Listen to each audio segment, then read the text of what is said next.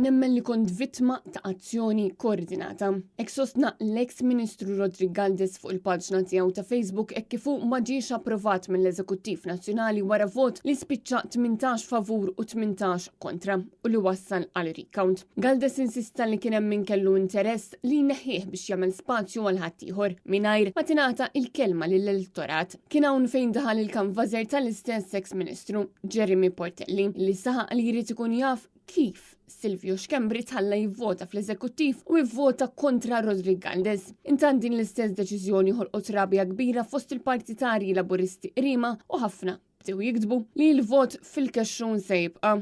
Gálvez minnaħa tiegħu insista li jinstab imweġġa bid-deċiżjoni u stqar li hemm bżonn riflessjoni bin-nies jgħidulu li ġie tradut minn sħabu stess fil-waqt li oħrajn irrimarkaw kif minn tħanżer mar ferm aħjar. Rodrigo Gálvez kien irriżenja minn Ministru wara li Marlene Mizzi akkużatu li intaħal fil-kumpanija Malita Investment u li kien jiffrekwenta u joħroġ mal-kontratturi. Dan seħ wara li l-istess ex-Ministru xtara penthouse għal prezz ta' 140,000 euro fir-Raba ta' Għawdex.